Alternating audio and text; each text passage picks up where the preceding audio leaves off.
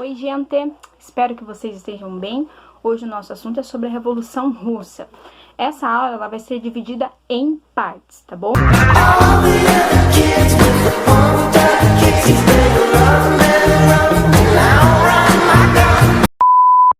Geograficamente, a Rússia é o maior país do mundo, mas a concentração dela mesmo na Europa tem uma explicação. Na época que estava se desenvolvendo a Revolução, o lado oeste era o lado mais industrializado, onde tinha maior busca por empregos e melhores condições de vida. A Rússia, além de ter essa grande extensão, ela possui diversas etnias, e dentro da Rússia ainda é liberado mais 31 idiomas. Skafurska. Enquanto a Europa vivia aquele boom da industrialização, a Rússia ainda seguia um modelo autoritário. Eles não tinham interesse nenhum na industrialização porque a maioria era camponeses, né? Então eles queriam seguir ainda essa ligação com a produção agrícola. Em 1861, a servidão ela foi abolida por Alexandre II, o César russo. Ele queria modernizar o país. Cedo ou tarde, isso iria acontecer, mas ele resolveu, então, pagar salários agora para os camponeses, porque isso impulsionaria a economia. Com os camponeses recebendo salário, então o mercado de consumo iria girar. E com essa intervenção do Estado na economia, ele forçaria o desenvolvimento industrial. Só que ele contaria com as forças dos franceses e também com o apoio de ingleses. A intervenção de César provocou uma rápida industrialização do país, só que a estrutura política não modernizou. César ainda continuava sendo autoritário, o governo não investia em educação, os partidos políticos ainda eram proibidos. É importante vocês darem uma olhada da lista da página 143 do livro de vocês. Não mudou muita coisa. Os camponeses, eles não formavam um grupo social unido. Os trabalhadores estavam agrupados em poucos centros das cidades, mas ainda assim eles promoviam greves e formavam sindicatos. Claro que de forma clandestina, visto que a organização de partidos políticos era totalmente proibida.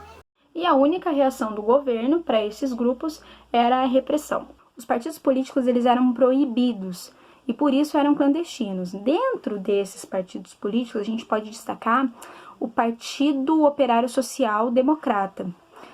Dentro desse partido ainda haviam divergências políticas, né? Tinham os bolcheviques dentro desse partido, que defendiam, né, o ideal de formar uma elite revolucionária para implantar o socialismo por meio de uma revolução dentro da Rússia. O líder desse partido era Vladimir Ilyich Ulyanov. Vladimir Ulyanov, aleluia.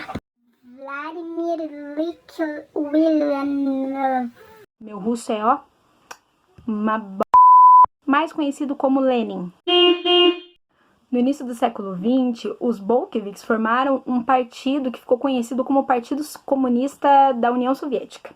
O último César, o último monarca do Império Russo, foi Nicolau II, que manteve a mesma estrutura política dos seus antecessores, um governo autoritário.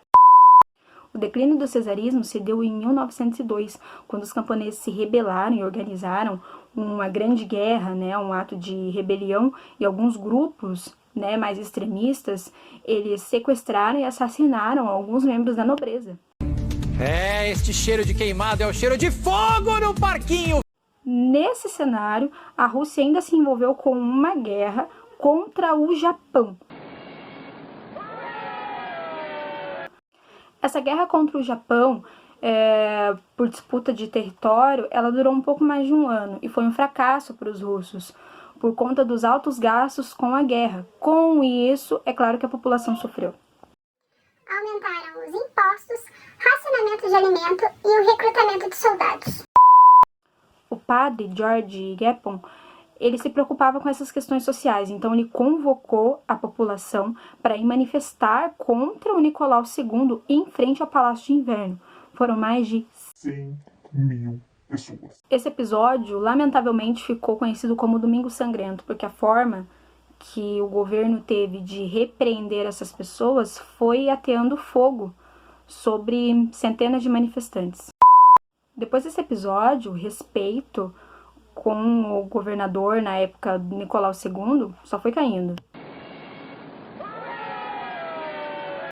Mesmo depois desse episódio, a população gerou várias greves, né, contra o Nicolau.